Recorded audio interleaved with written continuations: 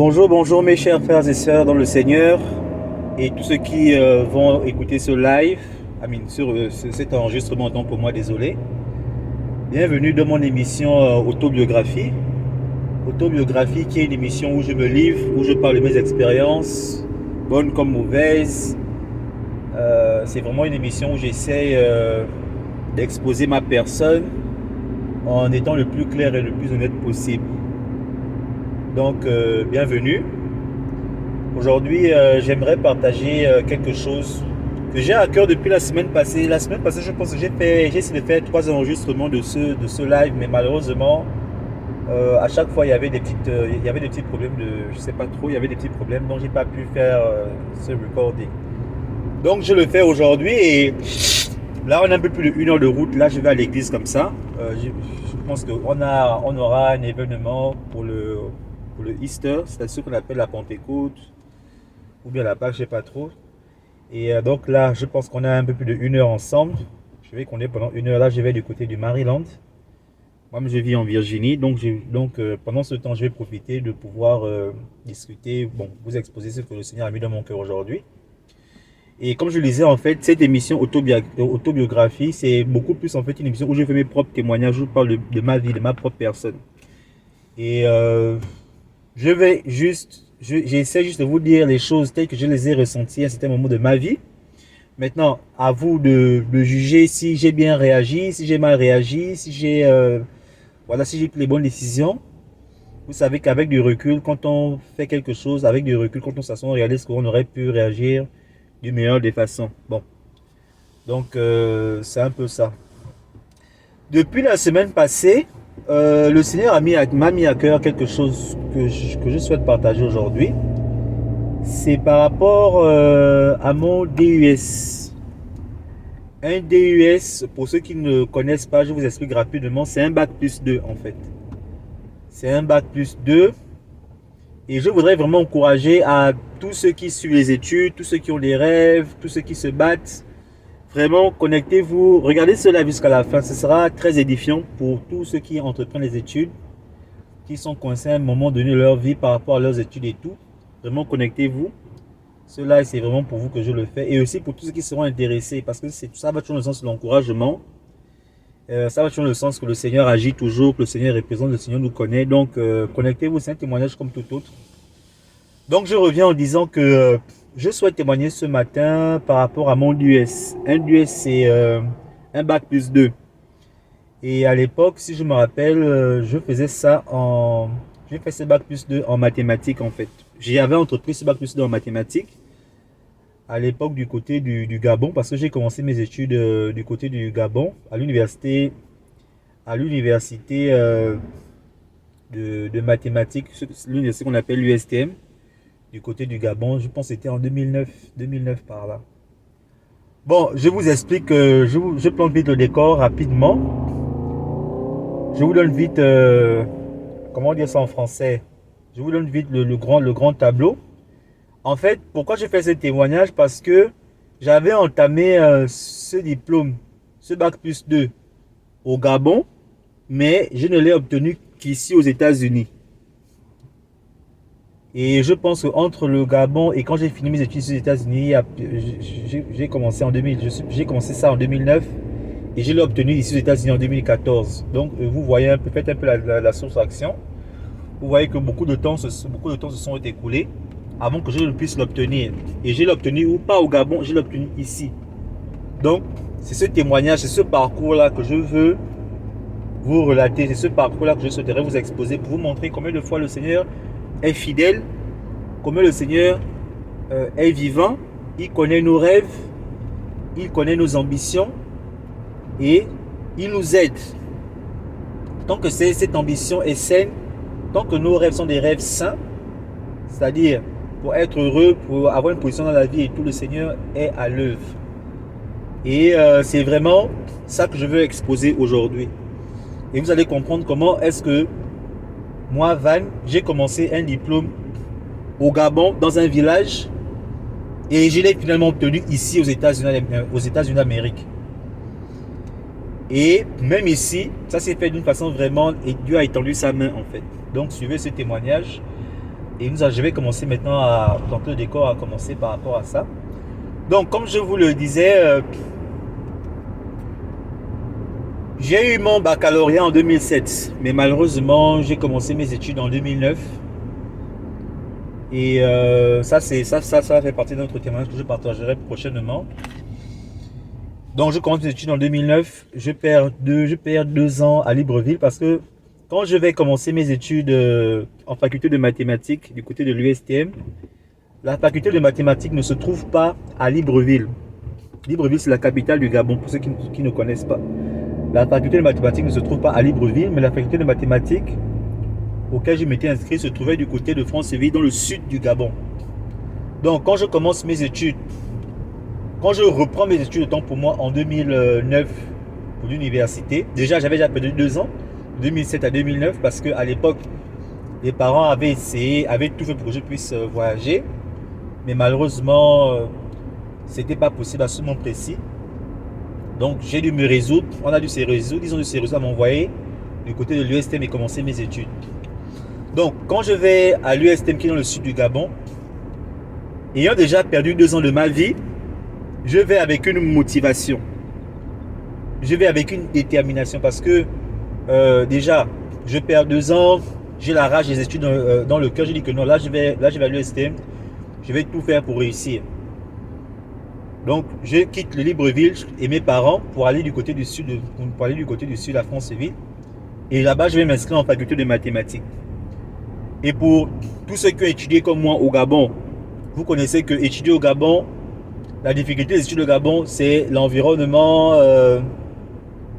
C'est beaucoup plus l'environnement en fait, le bijoutage, les semestres qui ne se suivent pas, ou bien les courts semestres. Il y a beaucoup de choses. Donc, j'ai vécu tout ça là-bas et je ne vais pas m'éterniser dessus. Juste pour ceux qui ne connaissent pas, pour ceux qui ne sont pas gabonais, qui vont suivre ce live, retenez juste que quand je suis allé du côté de Franceville et que j'ai repris mes études en faculté de mathématiques, j'ai vécu tout ça. J'ai vécu le bijoutage, j'ai vécu les brimades, j'ai vécu les semestres au cours. C'est-à-dire que c'est quoi un semestre au cours? C'est-à-dire qu'un semestre, c'est 4 mois, mais le semestre, on le fait en 1 mois. Et après, on fait les examens. Donc, toutes les conditions, en fait, ce sont les conditions qui sont remplies, qui sont réunies pour que les élèves que nous étions à l'époque, parce qu'aujourd'hui, je pense que ça a changé, ne puissions pas réussir facilement. C'est-à-dire que pour quelqu'un qui va s'inscrire pour une licence de 3 ans, au lieu de faire 3 ans, il va faire 6 ans, 7 ans facilement, à cause de tous ces problèmes que je vous énumère. Et je tiens à féliciter tous mes frères et sœurs qui sont passés par là et qui ont réussi à obtenir leur licence, qui ont réussi à devenir des gens importants aujourd'hui. Je vous tire mon chapeau parce que je connais les conditions en fait. J'ai un grand frère qui vit par exemple du côté du Canada, lui et moi on en discutait. Et je lui disais que non, écoute, toi tu n'as jamais étudié au Gabon. Moi j'ai étudié au Gabon, je connais les difficultés. Ceux qui renoncent aux études au Gabon, c'est pas parce qu'ils sont nuls, ou bien c'est pas parce qu'ils n'ont pas la volonté, mais c'est parce que vraiment, avec les conditions là-bas, c'est pas possible. Moi j'ai étudié aux États-Unis, donc je sais ce que c'est en fait. Aux États-Unis, les études ne sont pas si difficiles que sur la volonté. C'est juste une question de régularité, de discipline. Bon, on va pas s'attarder dessus, on va continuer notre témoignage. Donc, je quitte le Gabon, excusez-moi, je quitte Libreville, qui est la capitale du Gabon, et je vais commencer mes études du côté de l'USTM au sud du Gabon. Donc, je quitte ma famille, je quitte tout le monde. Je vais là-bas avec une détermination, un feu, parce que j'avais déjà perdu 2 ans de ma vie. Et je m'étais dit que là, le Seigneur... voilà quoi, là je vais vraiment me donner à fond pour rattraper le temps perdu, pour avancer par rapport à mes études et tout. Et puis je vais là-bas, je m'inscris en faculté de mathématiques. Je passe mon premier examen, c'était un examen de chimie. Et je fais 17. J'ai fait 17 sur 20. Premier examen, 17 sur 20. À l'époque, on m'avait donné un surnom, on m'appelait le rouleau compresseur. Parce que moi, j'avais un feu en fait. J'avais une détermination. Et j'avais déjà perdu 2 ans de ma vie. Donc, j'avais un feu en moi en fait. Donc, je travaillais. Et tout le monde, hein, ne vous inquiétez pas, là-bas à l'USTM, en tout cas, tout le monde était un travailleur. Mais moi, particulièrement, je m'étais distingué parce que je faisais plus que les autres. Je travaillais vraiment. Mais parce qu'au fait, dans le fond, Je savais que ce n'était pas pour moi une première année. Pour moi, c'était comme une troisième année parce que j'avais déjà perdu 2 ans. Donc, j'avais un autre feu. Et les gens me remarquaient par ma façon de travailler, toujours en train de travailler, toujours dans les cahiers. Donc, les gens me remarquaient facilement comme ça. Et quand mon premier examen de chimie arrive, je fais 17 sur 20. Et je reprends la confiance, je me rends compte que effectivement le travail paye. C'est vrai que les conditions sont difficiles, c'est vrai, il y a beaucoup de choses, mais quand tu te donnes à fond et quand tu ne vis que de ça, le travail paye. Donc, c'est dans ce même élan que je prépare mes autres examens pour le semestre. Malheureusement, ce qui va se passer, c'est quoi? C'est que quand je me prépare pour les autres examens du semestre, je tombe malade 2 semaines avant. Ce qui fait que je n'ai pas le temps de me préparer pour les examens. Et même pour certains examens d'entre eux, je les passe en étant malade. Déjà, je ne les prépare pas. Mais comme malheureusement le système était fait à l'époque, parce que je parle bien de l'époque, je ne sais pas comment ça se passe aujourd'hui. À l'époque, même si tu es malade, si tu rates, si tu manques un examen, il n'y a pas de rattrapage. Donc, je n'avais pas le choix. Donc, déjà j'étais malade, je n'arrive pas à me préparer pour les examens. Et je vais passer les examens en étant malade. Et j'échoue. Et j'échoue les examens. Et je me rappelle, j'étais dans ma chambre, je m'étais mis à pleurer. J'avais dit, Seigneur, j'ai été à Libreville avec mes parents. Ils ont tout fait pour que je puisse sortir du Gabon pour pouvoir continuer mes études. Et juste en passant, je voudrais dire merci à mes parents qui m'ont toujours supporté, qui m'ont toujours soutenu. Quoi que je fasse dans ma vie, concernant mes études, et l'homme que je suis aujourd'hui, c'est grâce à eux. C'est juste rapidement leur dire merci par rapport à tout, parce que surtout ma mère à l'époque, toujours avec les mots d'encouragement. Mon père lui ne parle pas beaucoup, mais c'est un homme. Les hommes, nous, c'est l'action. Nous, on n'est pas très expressif, mais on agit. Mon père s'est sacrifié pour mes études. Il s'est endetté, il a tout fait. Et je veux profiter de cette vidéo pour dire merci à mon père, merci à ma mère qui m'a toujours supporté de façon morale, qui m'a toujours encouragé par rapport à la prière, par rapport à tout.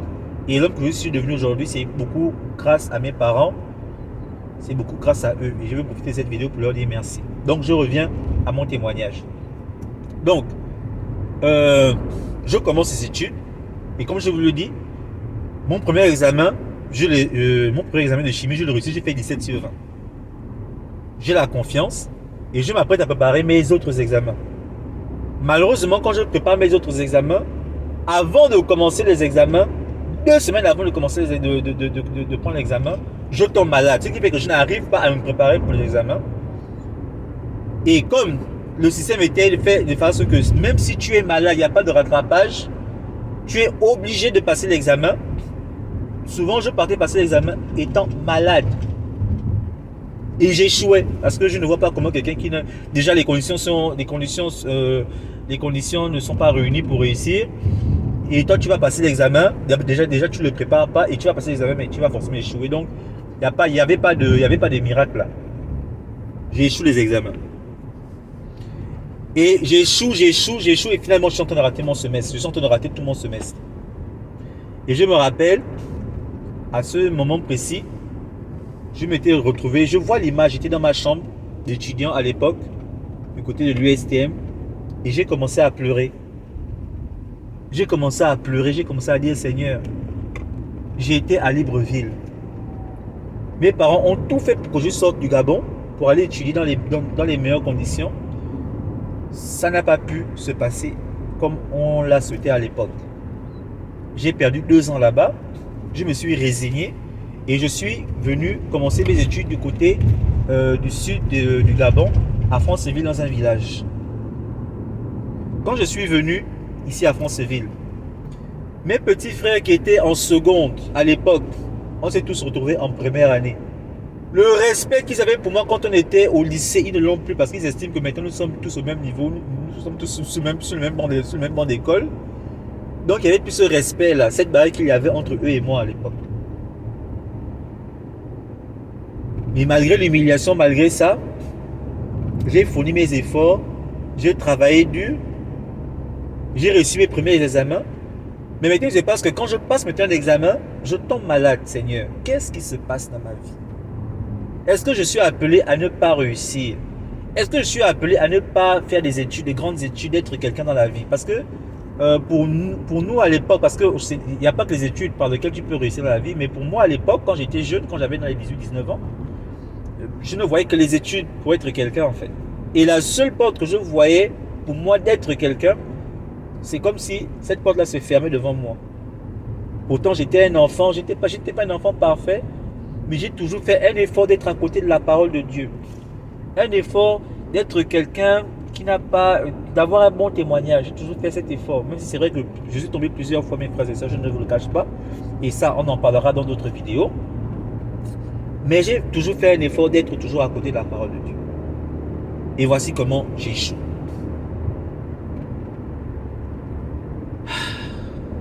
Je pleurais dans ma chambre d'étudiant. Et c'est vraiment assez, comment on dit ça, marrant parce que ça fait un peu plus de combien d'années? J'ai 33 ans, ça fait, je sais pas, peut-être près de, ça fait beaucoup, ça fait plus de 10 ans. Mais Dieu, quand on voit la personne que je suis devenu aujourd'hui, et celui qui pleurait hier, il y a vraiment un écart. Juste déjà pour vous dire que le Seigneur est fidèle. Le Seigneur écoute nos pleurs. Le Seigneur sait. Il connaît nos difficultés. Il sait par quoi nous passons. Et il sait comment, il sait le pour, il sait le comment, il sait le pourquoi. Donc je reviens par rapport à mon témoignage. Je suis en train de pleurer dans ma chambre. Et c'est là que Dieu me donne une première révélation. Il me montre une première révélation. Il me dit, il va m'élever. Mais bien aimé, j'étais dans la chambre. J'étais dans ma chambre d'étudiant en train de pleurer. Je pleure, je pleure, je pleure. Et le Seigneur me dit que Ronis, ne pleure plus. Je vais t'élever. Je vais te faire vivre dans la gloire. En fait, à l'époque, le Seigneur me montrait tout ce que je vois aujourd'hui. Mais, quand je regardais ma situation, je disais que Seigneur, tu me montres la gloire, tu me montres l'élévation. Mais même passer un examen, un simple examen, je suis incapable de passer aujourd'hui un simple examen. Comment est-ce que tu vas élever quelqu'un qui n'a pas fait des études, qui n'a pas réussi dans les études, qui a échoué, qui a perdu du temps? Comment est-ce que tu vas faire pour m'élever en fait? Et moi je ne comprenais pas, mais Dieu m'avait donné ma première révélation. Donc, je pleure, Dieu me parle, je essaie de me ressaisir, je me dis que bon, peut-être que par rapport au trimestre ou au semestre, voilà, peut-être quelque chose se passer, peut-être que je vais relancer et tout et tout. Non, malgré la révélation que le Seigneur m'a donnée, malgré l'élévation qu'il m'a montrée, malgré la gloire qu'il m'a montrée, j'échoue. J'échoue l'année. J'échoue l'année. Et j'échoue l'année, je me dis, bon, j'ai échoué l'année, cette première année et tout. Mais déjà, le Seigneur va ouvrir une autre porte. Parce que, une autre porte. Et quand je rentre à Libreville, j'étais censé revenir à l'USTM, à France pour continuer les études. Mais il va ouvrir une première porte et il va m'ouvrir la porte du Ghana, projet du côté du Ghana. Mais avant d'aller là-bas, déjà une précision. Je m'étais inscrit, quand j'étais à l'université au Gabon, je m'étais inscrit en DUS. En fait, mon objectif c'est quoi? Je vous explique. À l'époque, je m'étais inscrit pour un DUS. Et je vous explique qu'un DUS c'est un bac plus 2. Ok? Un DUS c'est un bac plus 2. Et c'était un DUS en mathématiques.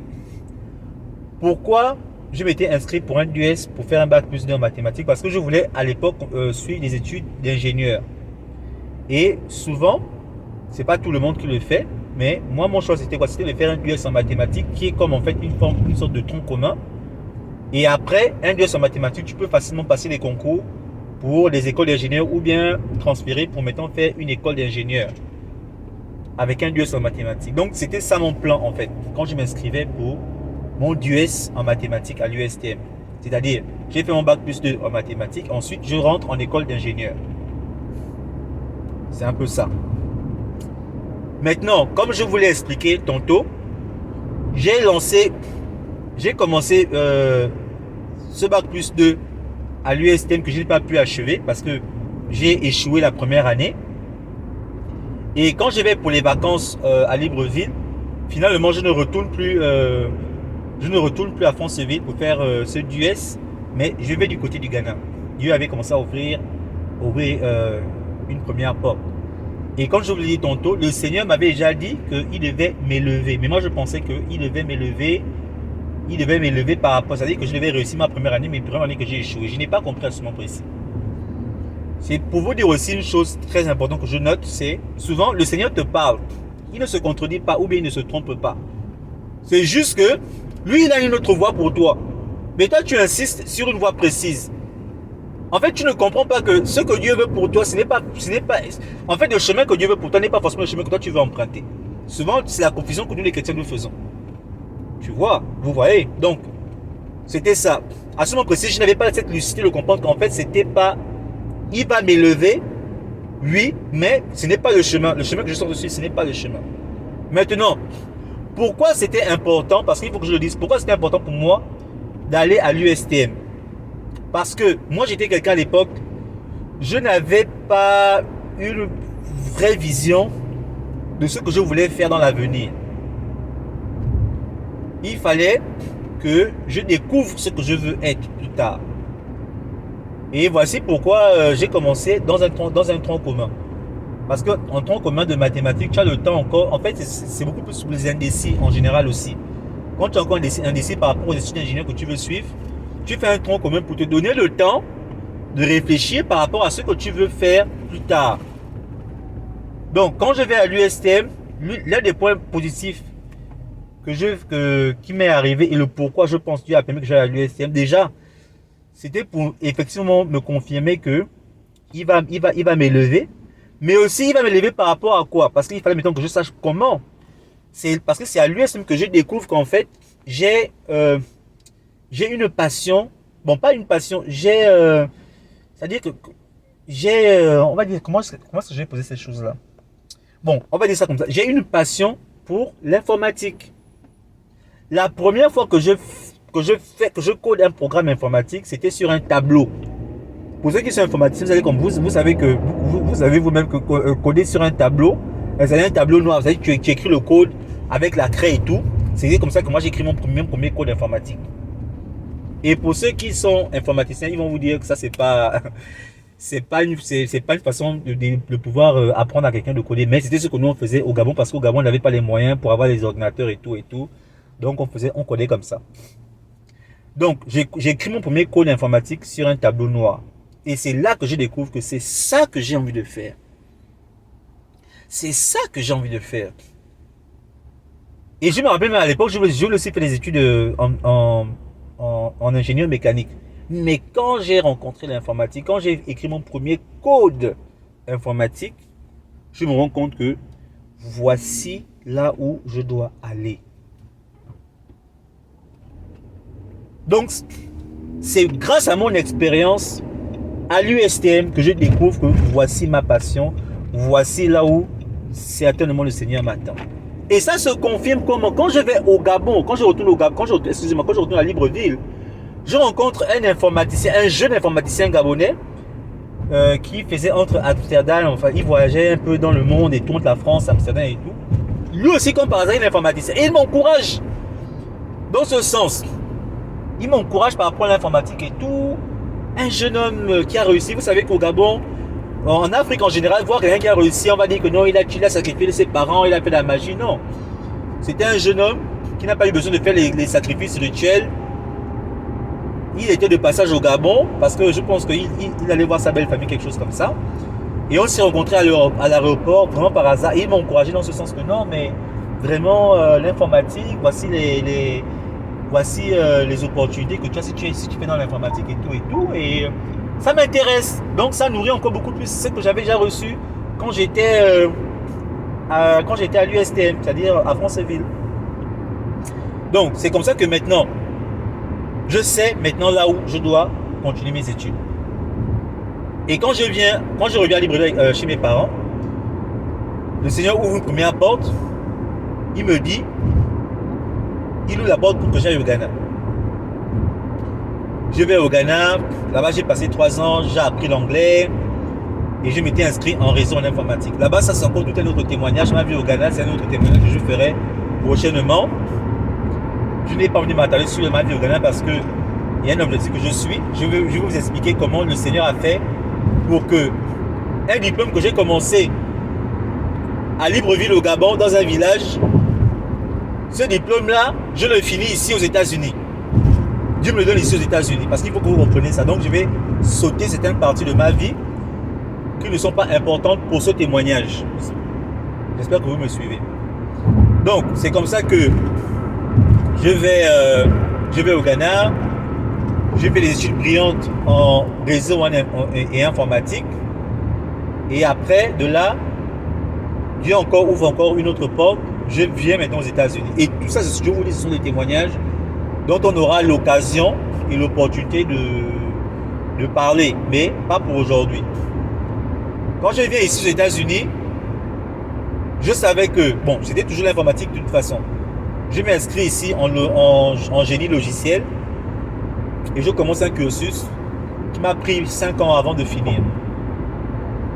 Maintenant, moi, j'avais oublié que j'avais commencé un DUS en mathématiques au pays, au Gabon. J'avais complètement oublié. Moi, je suivais mon tronc d'ingénieur et puis voilà. Mais le Seigneur va créer une situation. Moi, j'avais complètement oublié. Hein. Le Seigneur va créer une situation pour que finalement, je sois obligé de prendre des cours optionnels. Parce que c'était des cours dont je n'avais pas besoin pour mon cycle d'ingénieur en génie logiciel. Mais il crée une situation de façon que je sois obligé de prendre ces cours. Connu à Jésus, j'ai tout de suite compris combien ma vie a un grand prix à ses yeux. Oh, oh. J'étais dans la roue, tu m'as retiré, tu m'as lavé, Jésus, je veux te louer. Là. Tout ça, je vous expliquerai au fur et à mesure. Je vous expliquerai au fur et à mesure. Mais pour ceux qui vivent aux États-Unis, je pense qu'ils comprennent un peu de quoi je parle. Pour ceux qui étudient aux États-Unis, comprennent un peu de quoi je parle. Mais tout ça, je vais vous expliquer au fur et à mesure. Bon, vite fait comme ça, je vous explique rapidement, vite fait, parce que je prends du matériel dessus. Je commence mon cycle d'ingénieur en génie logiciel. Et je me rends compte que pour que je puisse finir mes études, je dois prendre des cours, optionnels en fait, parce que aux États-Unis, il y a des lois et tout. Donc tu dois, comment dire ça en français, tu dois respecter les lois en fait. Tu dois respecter les lois. Comprenez juste ça comme ça, tu dois respecter les lois. Donc, je n'étais pas obligé de prendre ces cours optionnels. Mais je les prends parce que je dois respecter les lois en fait des États-Unis, d'un étudiant immigrant, d'un étudiant international aux États-Unis. Ça, on va parler prochainement, pas dans cette vidéo. Donc, je m'assois, je me dis que bon, vu que je dois prendre des cours optionnels, ce que je vais faire, c'est que je vais prendre des cours pour avoir l'équivalent de mon US en mathématiques que j'avais commencé au Gabon, que j'avais commencé à Franceville, que j'avais commencé dans un village.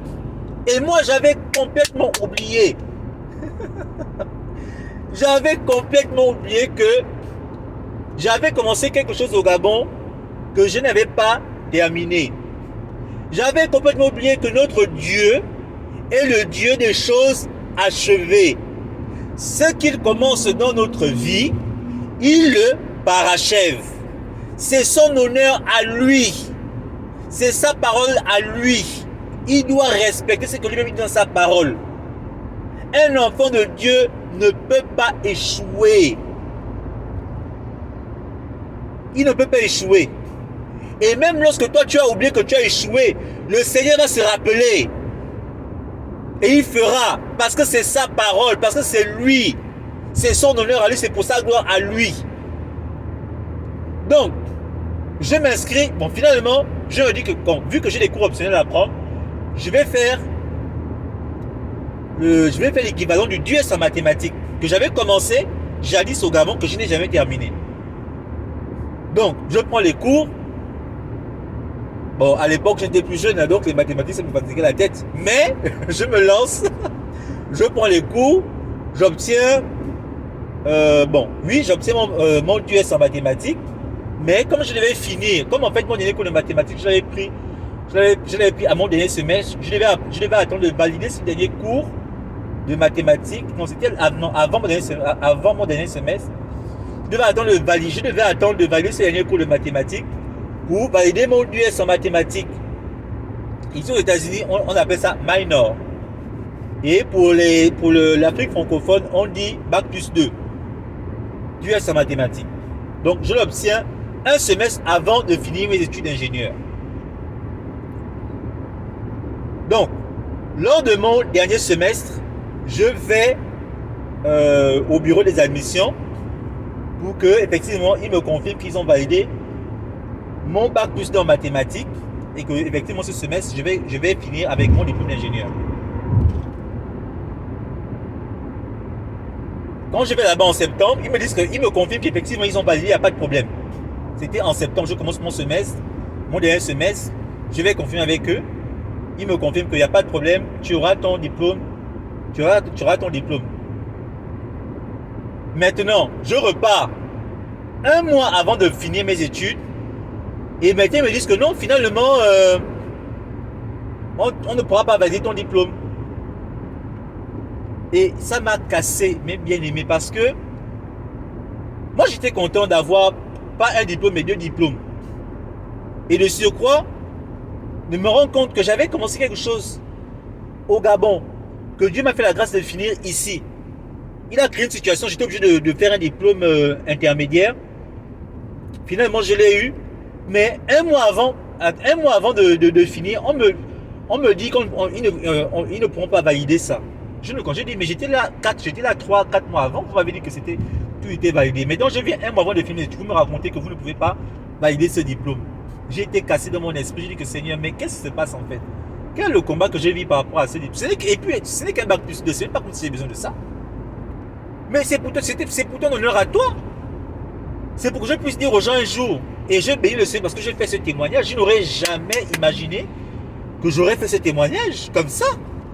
Et qu'effectivement le monde serait au courant de ça.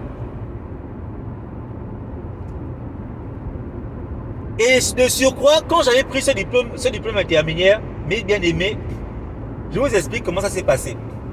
Moi, j'allais dans ce que je vais appeler mon université principale, là où je faisais l'école d'ingénieur.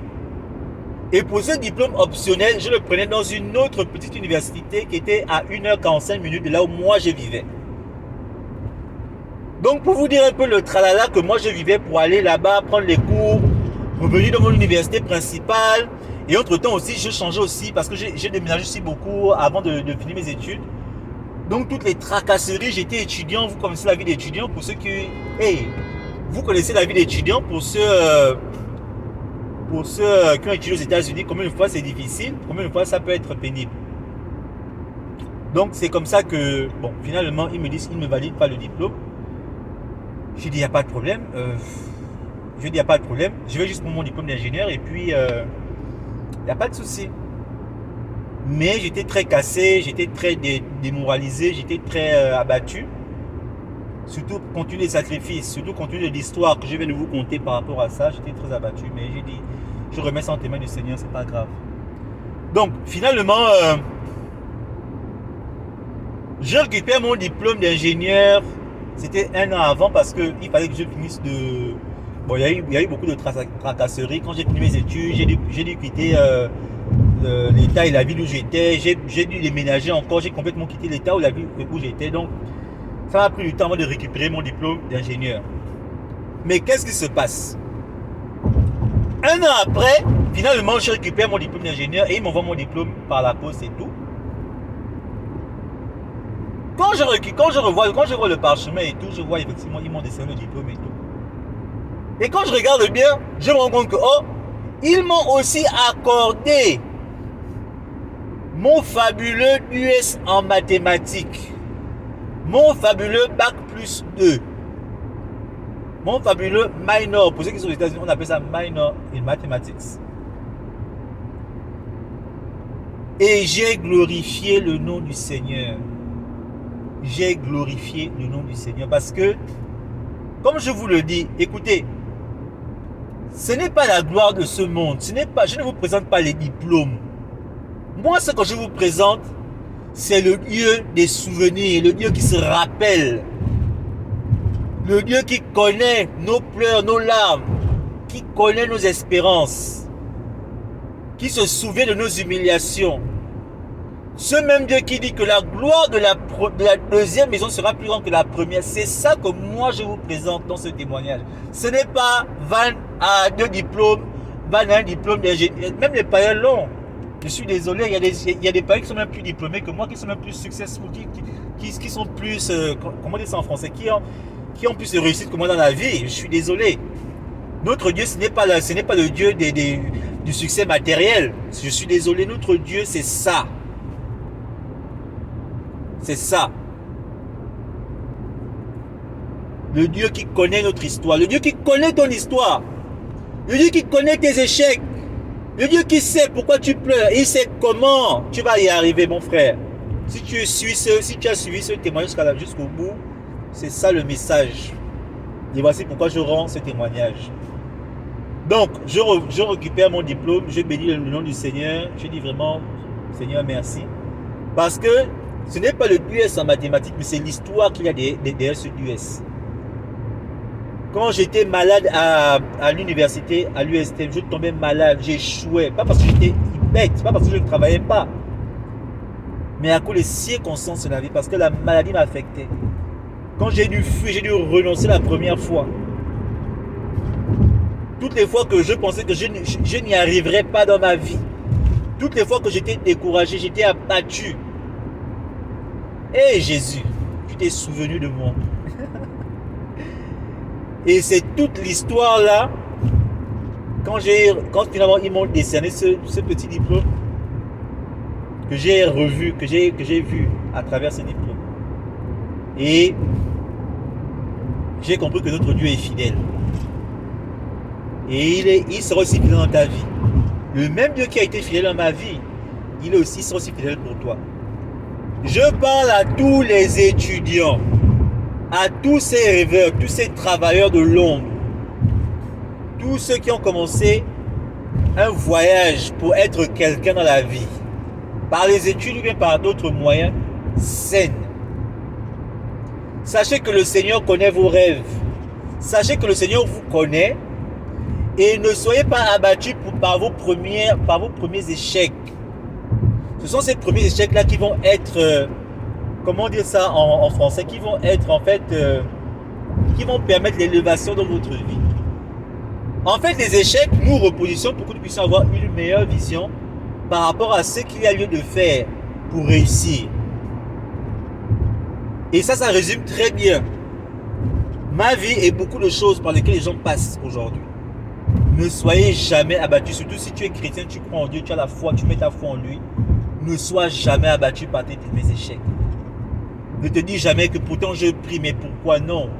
Dis-toi que la Bible dit que dans chaque chose, rendez grâce à Dieu. Que tout concourt au bien de celui qui croit. Tout ce qui t'arrive aujourd'hui concourt à ton propre bien. Tu peux ne pas comprendre aujourd'hui, mais cela concourt à ton bien. Le Seigneur sait là où il est en train de t'emmener. Il sait à quel niveau il va t'élever. Et tu seras surpris. Si moi aujourd'hui on m'aurait dit que je serais aux États-Unis, ingénieur, je travaillerais. Avec comment moi j'ai commencé.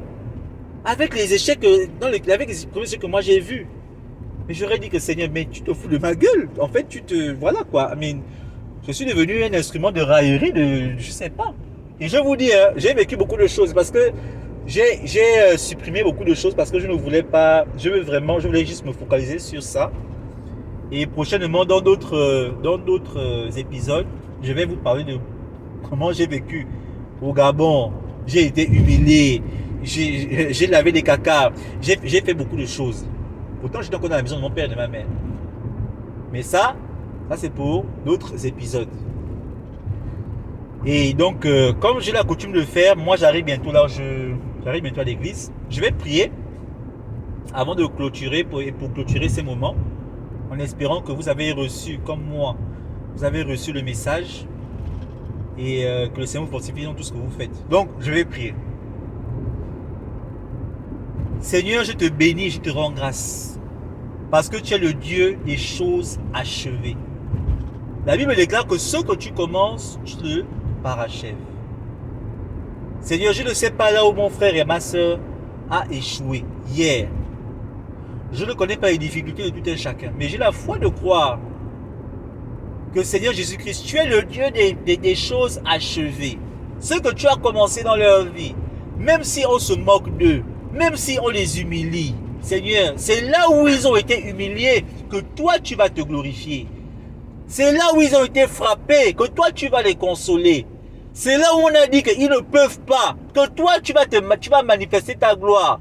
Pas parce que je prie, mais parce que c'est ta parole, c'est toi qui parles. Moi je n'ai pas écrit la Bible, c'est toi. Dans la Bible contient tes paroles. Moi je ne fais que répéter comme un perroquet ce que toi tu as dit. Et j'ai la foi de croire que qui que ce soit a écouté ce témoignage, l'a suivi jusqu'à la fin. Écoute cette prière. Seigneur Jésus-Christ, quelque chose va commencer à se manifester à partir de maintenant. Si on m'aurait dit, Van, tu serais l'homme que tu es aujourd'hui, je n'aurais jamais cru. Mais tu es celui qui se glorifie. C'est pour ta gloire à toi, c'est pour ton honneur à toi. J'ai la foi de croire que mon frère et ma soeur reçoivent cette prière dans le nom précieux de Jésus-Christ. Et je scelle toutes ces choses au nom de Jésus. Amen. Amen. Donc, je suis très heureux d'avoir partagé ce moment avec vous. Et je vous invite pour un prochain épisode, selon ce que le Saint-Esprit va mettre dans mon cœur. Parce que moi, je ne fais pas des choses par hasard ou bien juste pour montrer que j'ai envie de parler. Non, j'attends vraiment que le Saint-Esprit me convainc dans mon cœur de Ronis partage ça. Ronis parle de ça. Et c'est comme ça que je libère certaines choses. Et j'espère que vous avez été bénis comme moi. Moi, j'ai revu certaines images de ma vie et ça m'a beaucoup réconforté encore. Parce que les combats continuent. J'ai une autre vision, j'ai d'autres combats qui sont devant moi et je bénis vraiment le Seigneur par rapport à tout ça. Donc, c'était autobiographie avec le frère Van. Et nous nous revoyons pour un autre épisode. Amen. Soyez bénis et passez une bonne journée.